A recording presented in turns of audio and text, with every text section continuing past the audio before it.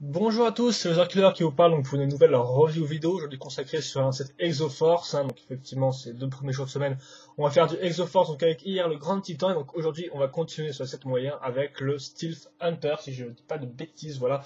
Et donc je vais commencer par la boîte tout bêtement. Donc attendez, je vérifie juste que c'est bien celui-là que je suis en train de reviewer. Oui, le Stealth Hunter, donc un gentil robot, enfin un gentil mecha plus ou moins piloté par Hikaru. Donc par contre j'en ai un peu marre d'à chaque fois voir le fond de ma chambre. Peut-être qu'en rajoutant des livres, je vais pouvoir me mettre à niveau et ouais, c'est pas tellement mieux, mais bon, voilà. Donc, qu'est-ce que dire sur la boîte? C'est la même boîte qu'on a déjà vu hier, c'est qu'effectivement, on aura le logo Lego Exoforce ici, le petit dessin de la tête d'Ikaru, donc qui est le héros qui pilote le Stealth Hunter.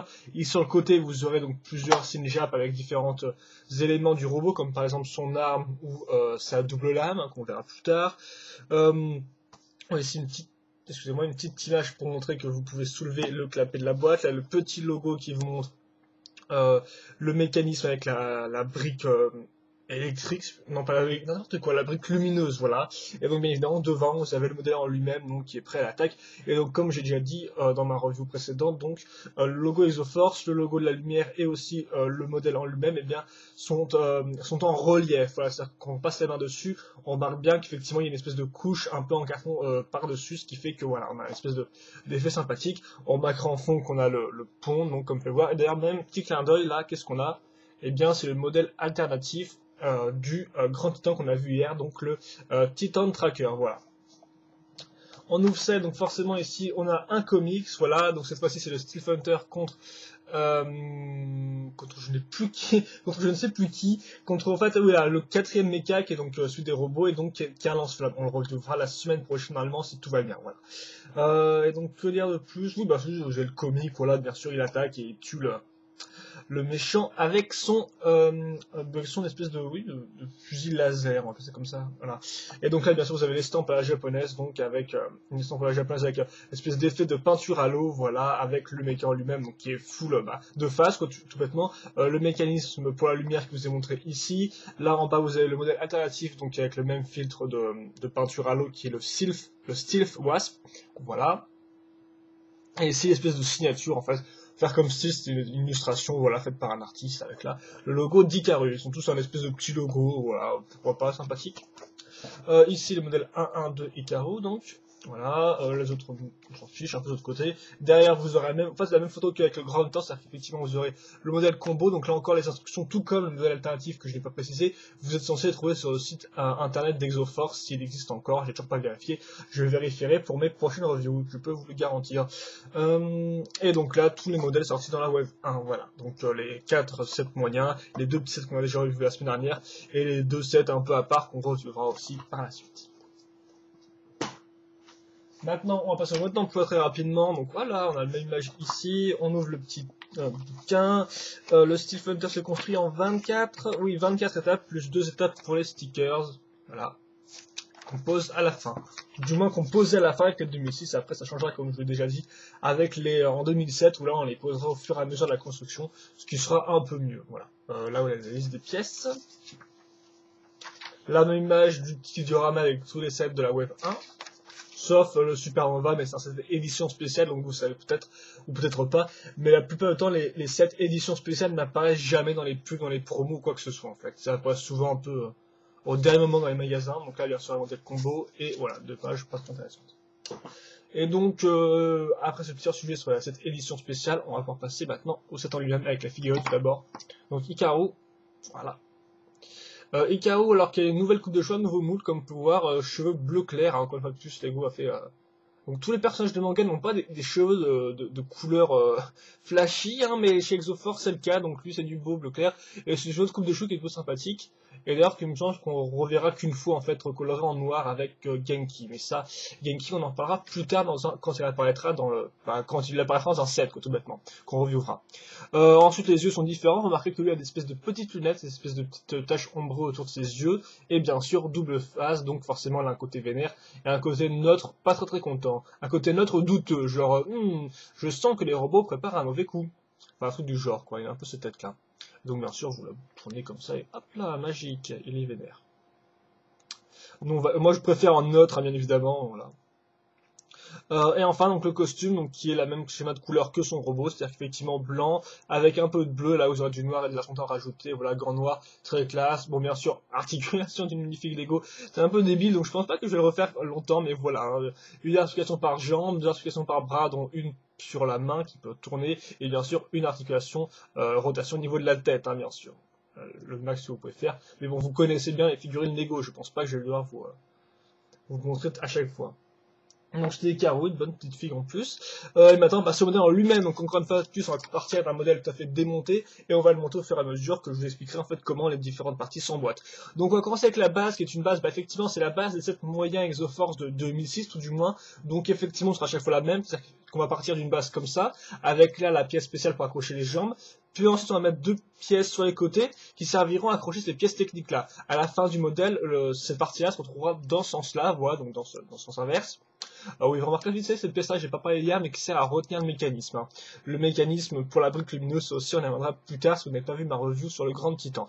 Donc si je veux qu'on a ces pièces techniques ici, ces pièces techniques serviront à raccrocher les parties latérales du corps ainsi que le cockpit. Voilà. Puis les parties latérales du corps serviront à raccrocher les bras, puis d'autres parties. Voilà. Donc en fait, ça c'est vraiment la base de la base. Donc on va peut-être d'abord, peut-être tout d'abord mettre la pièce lumineuse. La brique lumineuse, donc avec une accroche pour les tenons, un petit trou ici que vous pouvez pas trop voir, et un interrupteur aussi qui se situe juste ici, et donc, tada, ça fait de la lumière. Oula, oui, ah oui, ça fait vraiment pas beaucoup de lumière, alors en fait, ça doit même pas se voir. Ah oui, donc vous m'excuserez effectivement, mais lui, il n'a pas beaucoup de lumière. Donc attendez, je reviens très vite.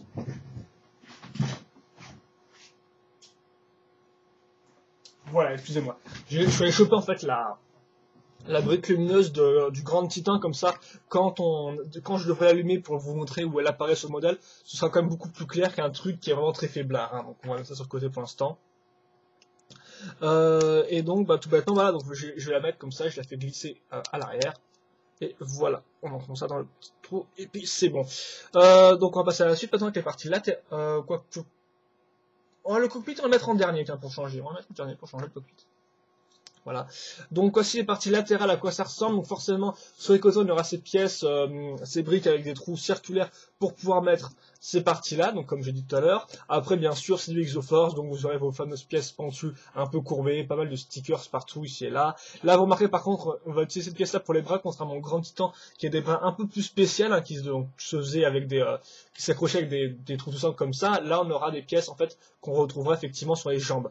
Je vous montre cette partie-là qui est similaire au Grand Titan, vu qu'effectivement, on accrochera aussi des choses au niveau des épaules. Voilà. Donc on va mettre ça comme ça, si je me trompe pas. Oui, attendez, je vérifie, je suis désolé, hein, mais je vérifie juste vite fait que c'est bien. Ok, c'est comme ça. Ça se met pour pas me tromper de truc. Ensuite, on va mettre la seconde partie, donc qui est identique, hein, elle est symétrique, voilà, hop. À part au niveau des stickers, mais au niveau de la construction, c'est tout à fait identique. Ensuite, on va mettre la partie supérieure, donc qui va servir à raccrocher ensemble ces deux parties-là, tout bêtement. Donc, elle est faite donc de briques, ça reviendra plus tard. Hein, c'est pour la brique lumineuse. Si vous avez déjà vu le review du Grand Titan, vous savez à quoi ça servait, à quoi ça servira. Les briques pendues sur les côtés, ici une espèce de petite roquette et ici une espèce de petite antenne, parabole, je sais pas. C'est à votre imagination, hein, c'est du Lego, donc vous pouvez dire ce que vous voulez là-dessus. Donc on va faire passer l'espèce de câble transparent, voilà. Puis on accroche ça sur les tenons, bien évidemment. Et voilà. Voilà, donc on a une forme bien complète. Et bien on va continuer en accrochant maintenant les ailes, puisqu'effectivement le Steel Fighter, contrairement au Grand Titan, est un modèle aérien, voilà. Donc comme le dit son inscription, le A va pour air, je suppose. Enfin, quand tu me diras, le Grand Titan, il a L, je crois. Donc L, je sais pas trop à quoi ce que ça veut dire.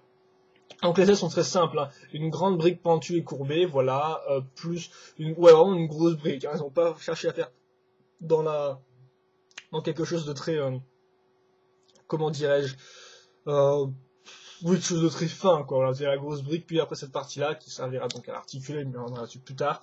Et donc bien sûr, une part cruciforme, un trou cruciforme, sont faits l'un pour l'autre. On met la seconde aile qui est identique, à part au niveau des stickers encore.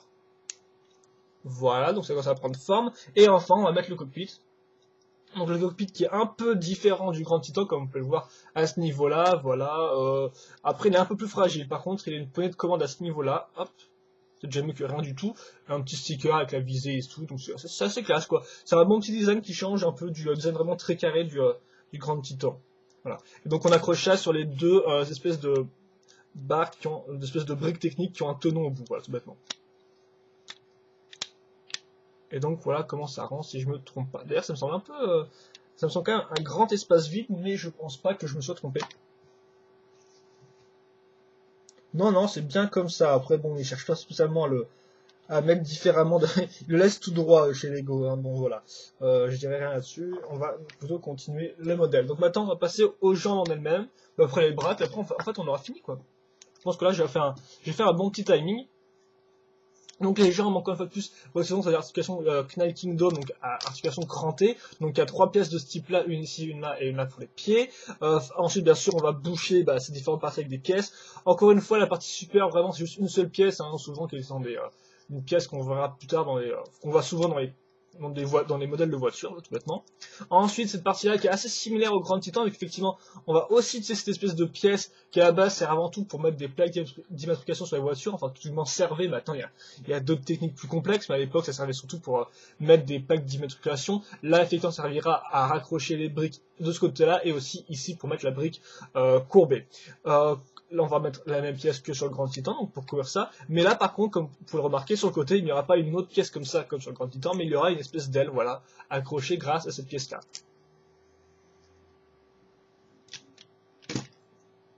Voilà, je regardais juste un truc. Et donc, c'est bon en fait. Je sais pas trop pourquoi. Ah oui, le pied aussi, excusez-moi, le pied, qui en fait a fait un peu plus simplement sur ce coup-ci, vu qu'effectivement, on aura juste vraiment une seule pièce pentue, hein, c'est vraiment ça, c'est une seule grosse pièce. Et ensuite, on mettra juste sur la brique là, comme ça, qui servira à accrocher à cette partie-là, à cette pièce-là. On va mettre des petites pièces ici, voilà, une petite plate lisse pour mettre un sticker.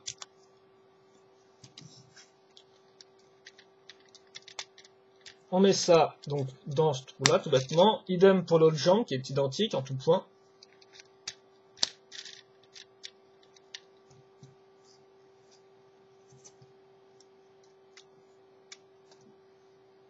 Voilà, comme ça.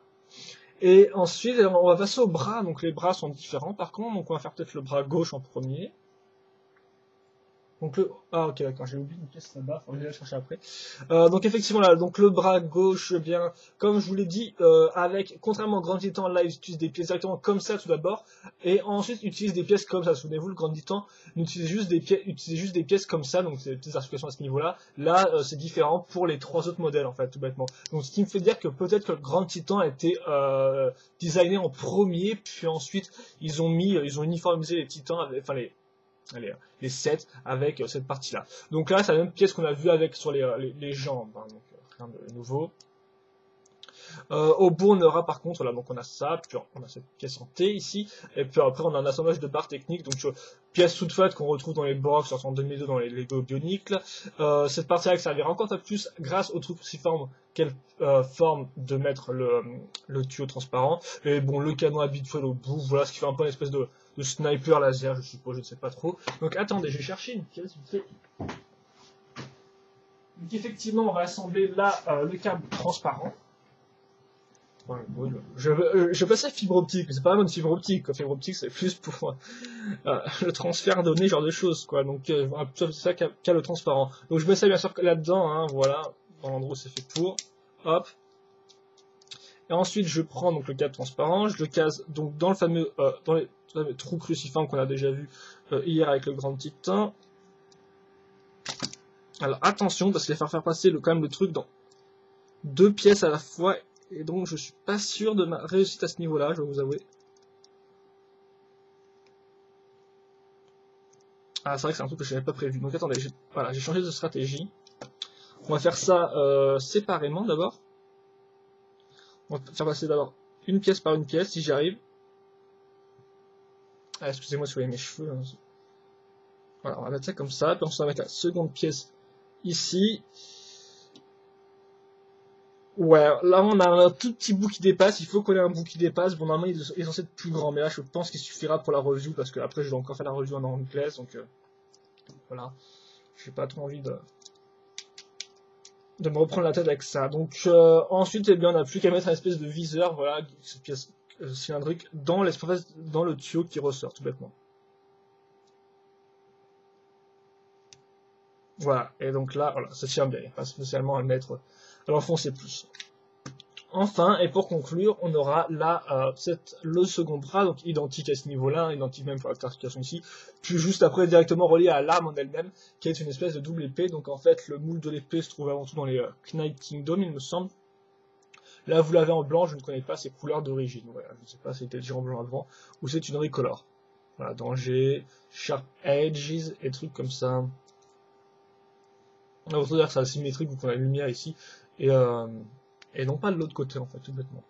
Donc on met ça comme ça, et voilà, on a fini le Steel Hunter. Alors par contre, on va peut-être un peu monter pour avoir les ailes.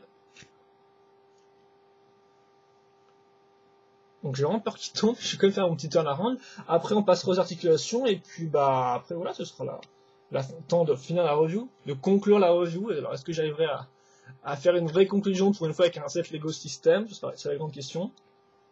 Donc, niveau articulation et mécanisme. Donc, ça d'abord, on va commencer avec le bras, je sais pas, moi, oui, avec le bras droit, vu que c'est celui qui est devant moi. Donc, bah, on aura en fait, ouais, je pense qu'on peut dire qu'on a. Alors, attendez, laissez-moi chercher. Ouais, on peut dire qu'on a 5 points d'articulation. Effectivement, on en aura un à ce niveau-là. Puis on peut aussi tourner cette partie-là dans ce sens-là, donc ça fait 2. Ensuite, ici, on peut le tourner comme ça, donc ça fait 3. Puis celui-là, à ce niveau-là, 4. Et enfin, on peut tourner indépendamment l'arme ici. Donc ça fait 5. Même si c'est pas très utile, effectivement, vous pouvez directement tourner l'arme avec ce point d'articulation. On va dire qu'il y en a 4. On va dire, voilà, 4 points d'articulation. Pour le bras droit. Pour le bras gauche, c'est assez... Oui, c'est identique, effectivement, il y en a 4 aussi. Vous en aurez un là, un ici, et un là. Mais attention, là par contre, vous avez effectivement le câble transparent qui des fois se coince dans la roquette, ou des fois qui ne veut pas aller trop loin, par exemple. Vous ne pouvez pas faire des... Voilà, là je peux pas non plus, je peux pas refaire un coup de cran, parce que là vous voyez, il est au maximum. Donc ça limite un peu le mouvement du bras, mais non pas tellement, quoi. Je veux dire, à moins que vous voulez vraiment mettre super loin du corps, normalement ça devrait le faire, quoi. Vous pouvez faire une bonne partie des poses avec, même avec le câble, quoi. Le cockpit bien sûr s'ouvrir et se fermer grâce à un point de rotation. Oui, bon, voilà, la manivelle aussi peut bouger, enfin la manivelle, le levier peut bouger, mais bon, c'est pas vraiment un mécanisme, quoi. Ensuite, bien sûr, vous avez cette partie-là, les ailes qui peuvent tourner sur les côtés, hop, et aussi ici, de haut en bas. Idem pour l'autre. Les jambes ensuite. Eh bien, il y a 6 points d'articulation, un ici, un là, un ici. Ensuite, encore une rotation à ce niveau-là. Et idem pour le pied qui pourra faire l'articulation de base en haut, et aussi sur les côtés, tout bêtement. Voilà.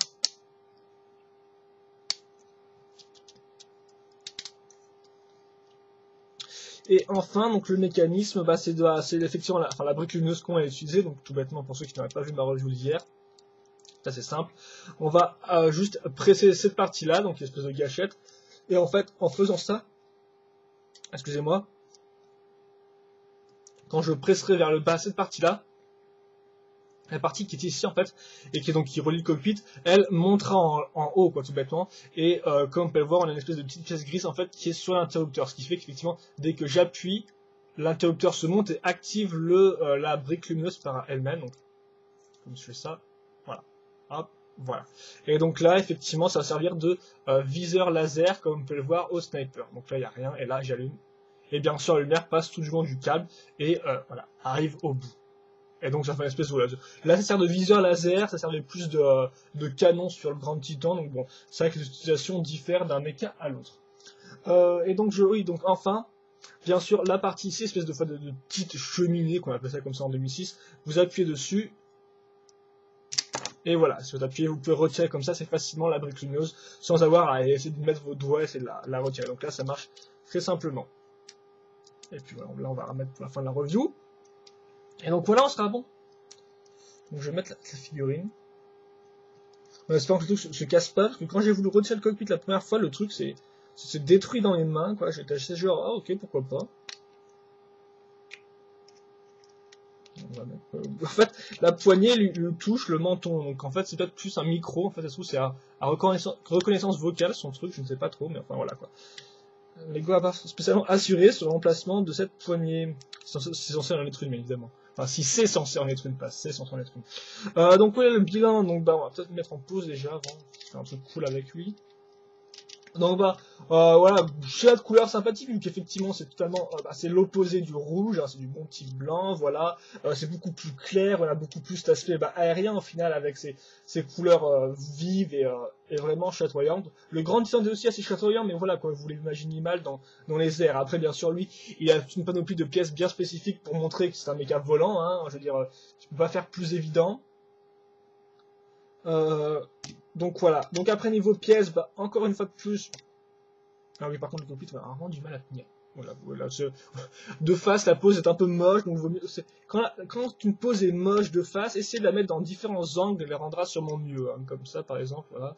Euh, donc qu'est-ce que je disais? Oui, donc bah, les pièces en elles-mêmes, c'est encore une fois plus des pièces Exoforce, enfin des pièces Exoforce, mais des pièces qu'on trouve dans la plupart de cette Exoforce, c'est-à-dire des pièces avec des briques pentues, des briques avec voilà, des courbes, tout ça. Donc ça peut vraiment être très utile si vous cherchez ce type de pièces. Après, en pièces spécifiques, il n'y a pas grand-chose. Hein. Vous noterez vite fait les ailerons d'avion, vite fait les épées de Knight Kingdom en blanc, peut-être la vitre du cockpit qui est un peu plus spéciale ici, voilà.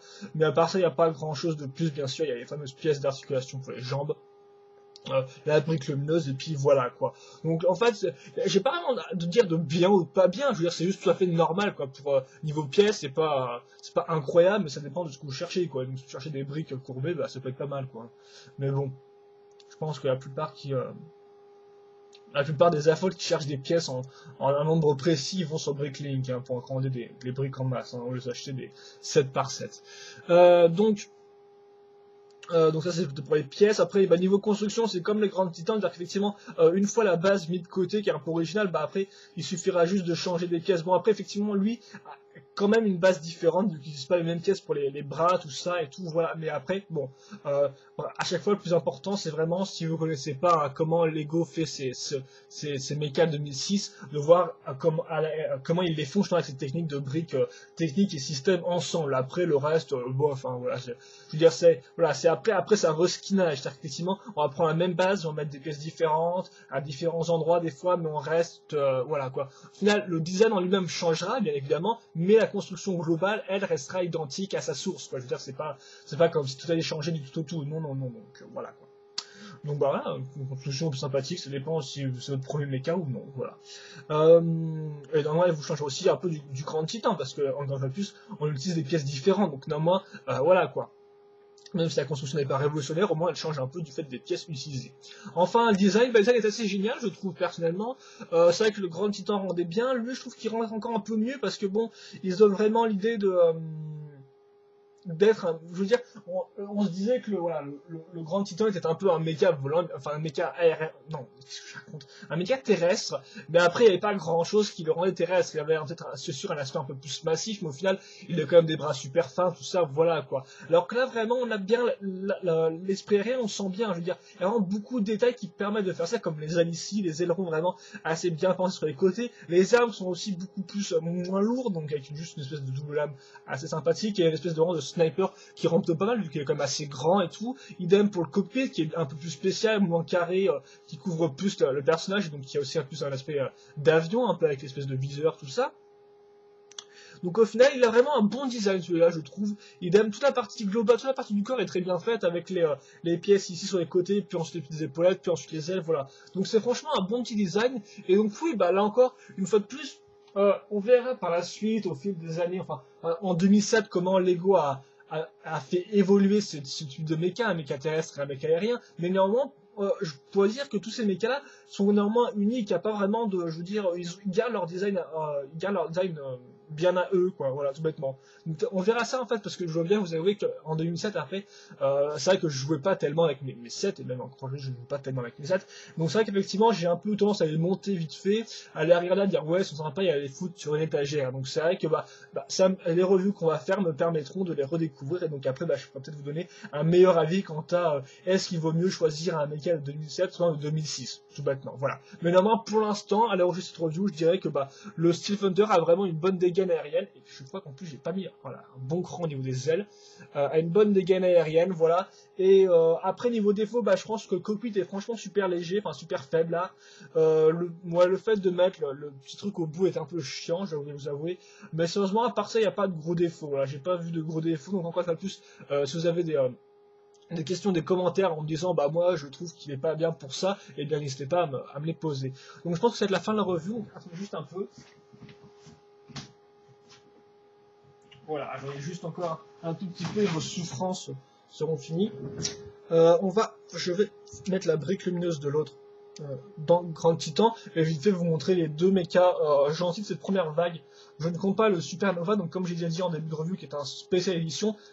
Oula, ouais, hop. Donc encore une fois de plus, en fait, les mechas sont stables, ça dépend vraiment de la pose et de la surface où vous les mettez. Ils tenaient bien sur la table, là par exemple, et là ils commencent un peu à tomber. Donc c'est vraiment à vous de, voilà, de faire un truc bien comme ça. Donc ouais, les deux mechas, donc comme vous pouvez le voir, bah, même sur la même base, ils sont quand même globalement différents. Hein. Ça je veux dire quand même, on le remarque très bien par exemple là au niveau du corps, où je pense que cette comparaison est assez utile. Là vraiment il y a un corps vraiment très large avec des grosses épaulettes, alors que là ce n'est pas du tout le cas, on peut bien le remarquer avec des bras toutes, des parties du corps très fines au final. Et au final ce qui les rend larges, c'est une espèce de grosse protubérance de la pièce qui en fait est assez moche, je dois bien vous la noter de face, c'est quand même assez laid, c'est une espèce de grosse pièce qui ressort, mais voilà, vous avez quand même deux mécas partiellement différents, on remarque bien là, à ce niveau-là, donc comparaison plutôt utile. Donc voilà, j'espère que vous avez apprécié cette review sur le Steel Hunter. Comme j'ai dit, sur des questions, des commentaires, n'hésitez pas à les poser. Et moi, bah, je vous dis à la prochaine pour une autre review vidéo. Allez, à plus.